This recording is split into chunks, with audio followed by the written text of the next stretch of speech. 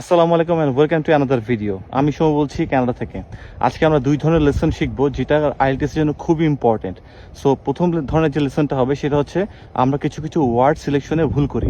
যেমন আমরা বলি কি যে ব্রেক দ্য ল, কিন্তু আমরা এখানে বলবো ব্রিচ অফ ল। ব্রিচ করা আর কি, ব্রিচ অফ ল বা ব্রিচ অফ কন্ট্রাক্ট। সো এই জিনিসগুলো কিন্তু আমাদের আইএলটিএস এর যে রাইটিং টাস্ক 2 আছে সেখানে আসতেই পারে। সেকেন্ড হচ্ছে আমরা মনে করি গেইন নলেজ বলি, রাইট? তো আমরা এখানে বলবো অ্যাকুয়ার নলেজের আগে অ্যাকুয়ার আছে, এটা কিন্তু আমাদের আসতেই পারে যে কোনো সময়, স্পিকিংও আসতে পারে, বলতে হতে পারে, অথবা রাইটিং টাস্কেও লিখতে হতে পারে। থার্ড হচ্ছে কমিট ক্রাইমস, ঠিক আছে? ক্রাইমস কমিট করা, অথবা সুইসাইড করার আগেও বলতে পারি কমিট সুইসাইড। সো সুইসাইডটা আসে না সাধারণত, বাট কমিট ক্রাইম এটা কিন্তু আসে।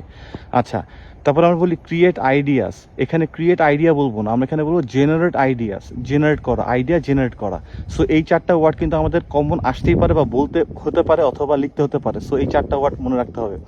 আর সেকেন্ড যে লেসনটা সেটা হচ্ছে আমরা বলি রিডান্ডেন্সি, মানে একই রকম একটা ওয়ার্ড দিয়ে একই অর্থ বুঝায় কিন্তু আমরা সেটার রিপিটেশনটা করি। যেমন আমরা যদি বলি যে রিপিট অ্যাগেইন, রিপিট মানে কোনো কিছু আবার বলা, সো এখানে অ্যাগেইন অলরেডি আসে, সো রিপিট অ্যাগেইন না। যেমন আমরা যদি আইএসএ স্পিকিং মানে টেস্টের সময় কোশ্চেনে আমরা না বুঝি, তাহলে আমরা বলতে পারি যে could you repeat this question again. এটা কিন্তু ভুল, রিপিট আর অ্যাগেইন বলবো না।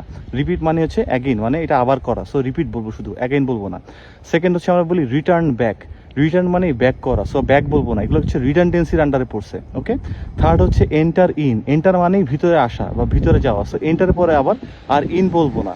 আর আরেকটা ভুল আমরা অনেক সময় করে ফেলি, সেটা হচ্ছে বলি ফ্রি গিফট।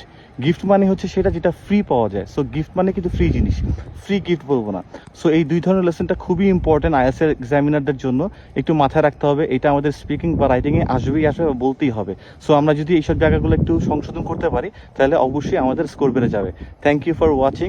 নেক্সট লেসন আবার নিয়ে আসতেছি খুব শীঘ্রই ইনশাআল্লাহ। সবাই ভালো থাকবেন, আমার জন্য দোয়া করবেন। আল্লাহ হাফেজ।